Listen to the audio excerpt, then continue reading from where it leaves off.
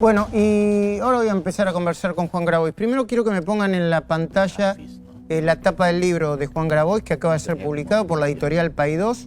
Se llama Juan Grabois, Los 7 pecados argentinos. Una historia de demonios. Es una novela.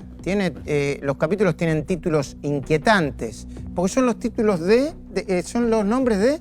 Son personajes de la teología o de la demonología que representan los demonios tutelares de los pecados capitales, ¿no? Que son las pasiones humanas primordiales y que en nuestra era yo creo que se expresan en la cultura consumista vigente y en determinados estilos de vida que son hegemónicos.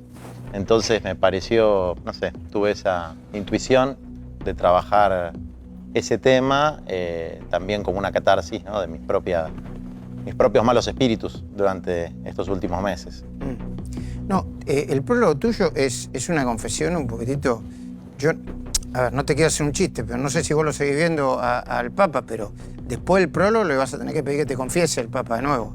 Y bueno, pero ¿por qué decís? ¿Por lo del odio? Y sí. No, porque... ¿Cómo? A ver, a mí no se me ocurre...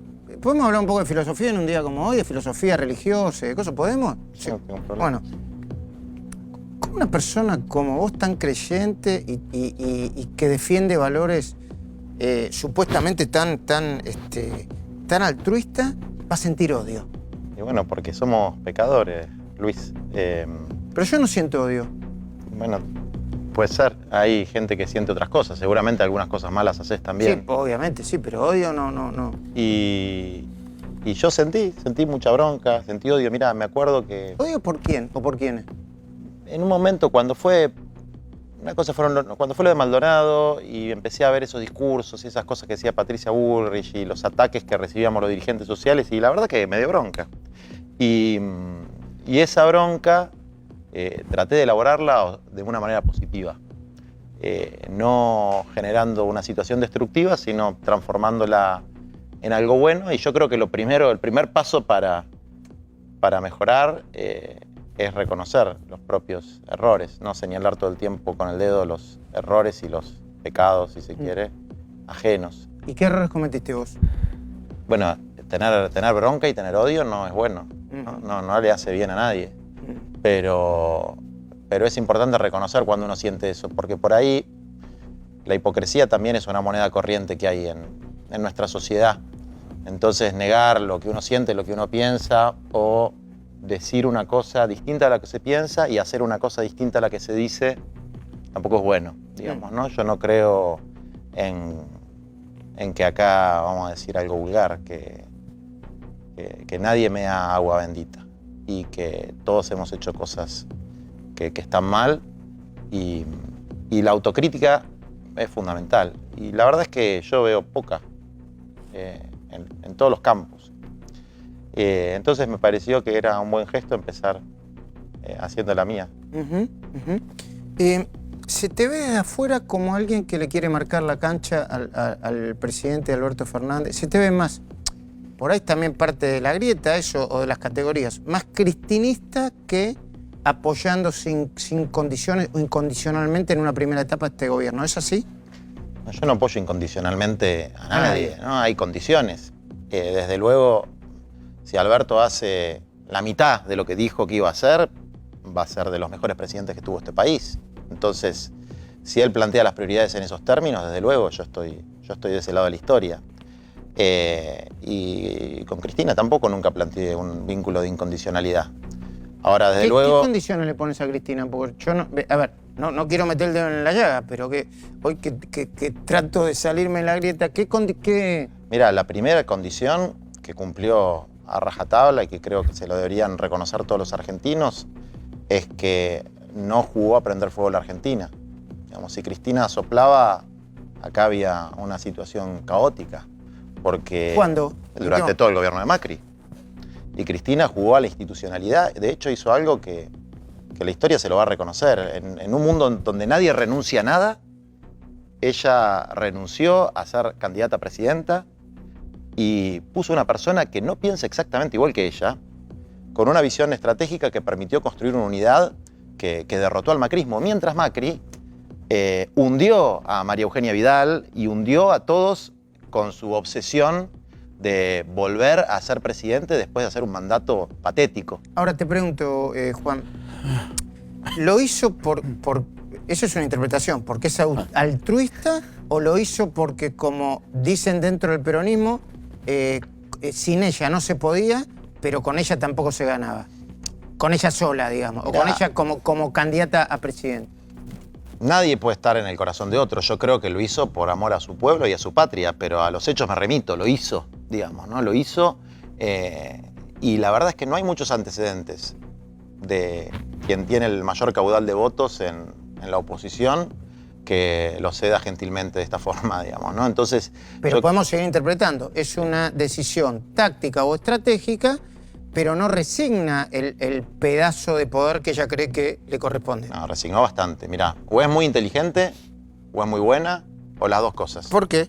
Y si es muy... Primero, a ver, inteligencia... No, muy inteligente, obviamente, que yo no te... Indiscutible. Inteligencia no le falta. A ver, Macri no es ni bueno ni inteligente. Hizo estupideces y tuvo mal corazón. Entonces, ¿pero por qué? Si estamos hablando de Cristina, ¿por qué lo metiste a Macri de nuevo? porque uno compara. Las cosas son relativas. Yo no comparo... A ver, no estamos hablando de...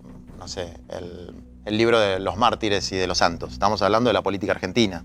Entonces, en la política argentina, la verdad que lo que hizo Cristina es ejemplar. Es ejemplar en términos de perspectiva estratégica, de construcción de unidad, y lo hizo a costa de su propia posición, digamos, ¿no? Eso yo no lo vi hacérselo, no lo vi a nadie hacerlo. Entonces... bueno, hoy estamos festejando por eso. Estamos festejando porque Cristina construyó esta estrategia y construyó esta victoria. O te estamos festejando porque quizá Cristina no ganaba y ganó Alberto. Y es un país un poquitito más democrático y moderado. Pero, insisto, yo no estoy desvalorizando a nadie, mucho menos a Alberto, que me parece un gran tipo y con el que tengo una gran relación y que espero que sea un excelente presidente. Ojalá sea mejor presidente de lo que fue Cristina. Lo que estoy haciendo es reivindicar... El último, hablando de Cristina, la última Cristina, el último gobierno de Cristina fue malo, muy malo. Mirá, insisto, es relativo. Las cosas hay que... Vos me parece que me lo reconociste. Compararla, no, creo que no fue ni por asomo lo que a mí me gustaría que hubiera sido, digamos. Pero... Desde la manipulación del INDEC, que ya vino con otro gobierno, era como sí, o sea, pero hay una herencia de Macri indudable. También está la herencia de Cristina. A mí la manipulación del INDEC no me gusta. Pero hay algo que nadie manipuló, que es el índice de la UCA. Y acá hay 12 puntos más de pobreza. Y esos son millones de argentinos en la pobreza. Que sí. De un tipo que ganó las elecciones mirando una cámara y diciendo pobreza cero. Se paró frente a esa cámara y dijo pobreza cero y él no lo creía. Y no la consiguió. No es que no la consiguió, no lo creía, hizo todo lo contrario. Si Cristina dijo el 4% de pobreza, no es en defensa de Macri, Macri hizo, no terminó con nada. Cristina dijo 4% y era el 30% según, espera, y te lo digo mirándome en los ojos, según la UCA. No, según la UCA no era el 30%, revisá los números. Dijo 30%. No, 27. Sí, yo lo escuché, 29. Bueno, perdón, sí. 30 no, 29. Está bien. Contra el 4 que dijo Cristina. Pero tenés... La mentira también es un pecado importante, ¿eh? Mira, como la hipocresía y... Insisto, ¿vamos a hablar de los tuyos? ¿De mis pecados? Pero sí, como ningún problema. ¿En misa o acá en un programa? Acá en el programa, porque si hablamos de lo de Cristina, hablemos de los tuyos también. Pero es que, a ver, primero es una enormidad lo de Cristina. Podemos hablar de los tuyos también. De los míos ya empezamos hablando, yo los reconozco y los confieso. Sí, es una abstracción lo que digo. Si vos me presionás y cosas, yo soy un pecador como cualquiera. Bueno. No miento sobre la cifra del INDEC, no fui presidente. ¿Vos no pensás que te pasaste de rosca pasando los audios de conversaciones privadas de Cristina? Sinceramente, no. Primero porque yo consideré y lo defiendo conversaciones legales que salieron de un expediente, no fueron ilegales. Y segundo, porque muchos periodistas que hoy se rasgan la vestidura con eso, de un lado o el otro lado de la grieta, la usaron de manera funcional para alimentar sus propios programas. Así que no me arrepiento para nada. Bueno, Perdón, si yo lastimé personalmente e íntimamente a Cristina, en el momento que sea se lo voy a decir. Pero me cuidé mucho de no incluir cuestiones personales, que las sabía, y me incluí mucho de solo incluir cuestiones políticas que la mostraban como yo creo que era lo que era. Lo defiendo. A ver, vos decís, discutámoslo a fondo y me pude haber equivocado en cosas. Hay algo que le lastimó. Ahora, yo no estoy en presencia de ella para saber que le lastimó. No, insisto. Pero que no hice nada ilegal, lo sostuve. me llamó un juez, le expliqué lo que hacía. No, no. Yo no lo estoy hablando de reivindico. ilegalidad, estoy hablando de otra cosa. Yo creo que para construir esa Argentina más sosegada que quiere Alberto, Puede ser. también Puede ser. hay que hacer una autocrítica de ese tipo de cosas, digamos. Yo creo que La autocrítica que yo hice, yo ya la dije, y era que no pude ver ni mostrar necesariamente lo que pasaba con las cuestiones sociales. Porque estaba muy enfocado en otra cosa. Sí. Y- Perdón, no me hace ni más bueno ni más malo. Le hice una vez la autocrítica y el propio Alberto Fernández me dijo, no insistas más, porque ya todo el mundo sabe qué es lo que está claro. No, pero Una insisto, cosa es, ni soy hipócrita, ni sí, pero me yo puedo creo equivocar. yo creo que, por ejemplo, ese caso, como un montón de otros casos, digamos, cuando se habla de los servicios de inteligencia, de Comodoro Pi, más allá de que la escucha haya sido legalmente hecha, no es que todos los argentinos vamos a Comodoro Pi y nos dan las escuchas de Macri. Es una O de- escucha que estaba en un expediente. Está bien, pero yo soy abogado y yo voy a Comodoro Pi, pido las escuchas que hay en un expediente y no me las dan, digamos. Entonces, hay acceso a información que tienen algunos y otros no, y sobre todo en una escucha que no tenía que ver con la causa judicial, sino una mala palabra que decía alguien en una conversación privada. Eso es una mirada. Para mí tenía muchas definiciones políticas, ¿eh? Bueno, pero lo que Un pasa... día nos vamos a juntar fuera de programa Vos estás y no. diciendo algo que es muy importante. Hablaste que tenía definiciones políticas. Y la justicia no está para escuchar a la gente por sus definiciones políticas. Eso está mal. Y esas son las cosas que hay que cambiar. Eso, hay y que- yo eso, creo... eso se lo tenés que reclamar a la justicia. Y yo ¿no? creo, Luis, que vos te pasaste de rosca con eso y que tenés que pensarlo y tenés que hacer una autocrítica sobre eso, porque los británicos hablan de algo que se llama character assassination, que es cuando se le da sistemáticamente manija a la detractación de una persona, de un dirigente, No, pero con eso... desde todos los... No. Bueno, está Es bien, una es lo- enormidad pensar que porque yo informo o me hago eco de una denuncia puedo destruir una persona. No, es no, una pero- exageración. no. Una persona como Cristina, con el poder de los votos que tiene. yo no digo que vos o nadie en particular, pero No, sí creo yo no. que Yo para mí es una se enormidad. contribuye a determinadas cosas. A ver. Como yo seguramente he contribuido a otras cosas que están mal, digamos, Bueno, ¿no? a ver, vos por ejemplo, cuando vas a un... o tu gente va a un shopping, dijiste que no eras vos, ¿no? Cuando- No era yo. Igual tampoco me rasgo las vestiduras por eso, Sí, pero ponele que lo hubiese hecho yo. Eso genera mucha estrépito social. Mira, Alberto habló, dijo, necesitamos un tiempo de sosiego. Yo sé y tengo clarísimo que cuando yo hablo irrito a mucha gente.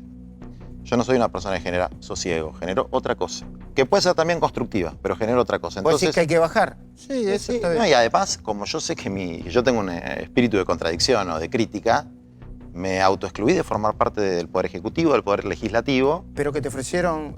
Sí, todo el mundo sabe que me ofrecieron y además Para saber solamente, ¿qué te ofrecieron? me ofrecieron ser parte de la lista de diputados, me ofrecieron estar en el Ejecutivo, pero Y- yo sé que no contribuyo Ok. a este perfil que propone Alberto. Y yo del discurso de Alberto hay una sola cosa que no comparto. La verdad que me gustó mucho, pero hay dos o tres cosas que no comparto. Una cosa es que las minorías privilegiadas, que todos compartimos las prioridades que él marcó. La lucha contra el hambre, la desigualdad, la pobreza. Yo Eso no sí. creo. Ah, Yo no. no creo que todos lo compartan. Yo creo que hay una minoría privilegiada que no piensa que esa es la prioridad. Y yo pienso que va a ser muy, muy difícil, no lo van a hacer de onda, va a ser muy difícil que suelten los privilegios que tienen y eso va a requerir pelea, movilización, ¿Pero qué tipo de movilización? las movilizaciones que hemos hecho siempre. Sí, porque yo te podría decir que tu pensamiento es un pensamiento prejuicioso. Tu pensamiento sería que todos los que les falta o que no llegan a fin de mes o son pobres son buena gente y todos los que les sobra o ahorran o acumularon incluso un patrimonio, una riqueza, son una porquería. No, no es tan así. Mira, te lo voy a contestar con algo que me dijo Ofelia, que es otra persona a la que han denostado. No es mi caso, ¿eh? No, no es tu caso, no, pero otra gente que estaba acá, siendo una piba muy joven, ella me explicó que, me dice, vos sos un opresor pasivo. Yo le pregunto, ¿por qué? ¿Un qué? Opresor pasivo. Sí. Porque los hombres nacemos con privilegios. Tenemos privilegios por el patriarcado. Y por ahí uno no los ejerce activamente, pero los tiene igual. Y después ahí están los opresores activos, los que lo ejercen voluntariamente, Claro. que son los golpeadores. Ahora, esa naturaleza que tiene el que tiene mucho, el que le sobra, que por ahí es un tipazo, pero que no sabe compartir, es de una opresión pasiva. ¿Y cómo tendría que compartir? Bueno, yo creo que el Estado Yo opino está que, para no, que redistribuir. los que tienen y pueden dar trabajo en esa... Sí. Es una manera importante de compartir. Así es, pero los que ponen la plata en la timba financiera no bueno, están generando trabajo. Entonces, los impuestos. Hay quienes, mira, pero esto es una discusión muy interesante, ¿eh? Porque hay quienes, en la Argentina, hay quienes tienen empresas, pequeñas empresas grandes, que ponen la plata para que no se desvalorice y puedan pagarle Pero obvio. a sus trabajadores. Pero esa no es la minoría privilegiada. La minoría privilegiada es el 1%, digamos, no es los que tienen 2 casas, 3 casas, un campo de 500 hectáreas, es el 1%. ¿Y vos crees que a ellos hay que quitarle la... No, yo creo que hay que trabajar en los marcos de la Constitución como hemos hecho siempre nosotros. Porque si la Argentina no está ardiendo como Chile, es porque hubo gente responsable en la oposición política que construyó una alternativa para los descontentos y porque hubo movimientos populares que fuimos un cauce organizativo y que no tuvimos una sola acción fuera de los marcos de la ley y la Constitución. Por eso, a pesar de que varios ministros del gobierno macrista se la pasaron diciendo que era un delincuente, etcétera, etcétera, yo no tengo una sola causa judicial porque nunca hice nada fuera de la ley. Decime una cosa, ¿crees que Arroyo va a cumplir con lo que están planteando las organizaciones tuyas? ¿O tenés desconfianza? ¿Tenés una primera mirada de apoyo o no? Tengo una primera mirada, desde luego, de expectativa y de apoyo y de esperanza. Nosotros presentamos nuestra propuesta, que es el programa de Tierra, Techo y Trabajo, que es la integración urbana de los 4.400 barrios populares, villas y asentamientos que hay en la Argentina, la agricultura familiar para el desarrollo de los horticultores, de los campesinos, de los pueblos originarios. No es la reforma agraria esa, ¿no? No. Bueno, es una forma... La reforma agraria es una palabra que generó así zozobra, si se quiere, también por la tergiversación que hay, porque en un país que es el país del trigo y de las vacas, donde no se puede comprar el pan, no se puede tomar leche, no se puede comer carne, bueno, la estructura agraria de la Argentina algún problema tiene, ¿no? Entonces, algo hay que reformar. Entonces, yo cuando planteo una reforma agraria, como parece una palabra así terrible y revolucionaria, aunque está en la Constitución de Neuquén, aunque está en las encíclicas de los papas conservadores, no de Francisco, que es un papa revolucionario, de los papas conservadores... Papa revolucionario, Francisco. Y bueno, sí, él lo plantea. Sí. Plantea un cambio de eje de rotación del sistema centrado en el dinero. Hay que usar otra palabra, en vez de usar reforma agraria, hay que usar agricultura familiar, usémosla, digamos, ¿no? Hay una delgada línea entre los buenos modales y la cordialidad y la hipocresía, ¿no? Yo cuando veo, y desde luego lo hago desde una posición de no neutralidad, cuando veo la sonrisa de Macri, y la verdad que me da falsa, y cuando veo la cara de Cristina, me da genuina. Sí. Es lo que ella siente, y es de una pieza y marca lo que ella siente. Hay gente que le molesta, que le parece mala educación. A mí me gusta la gente que es así. Sí. Hay gente que no le gusta, pero esa sí es la tolerancia que hay que... Las interpretaciones son libres, los hechos son los que importan. Así es.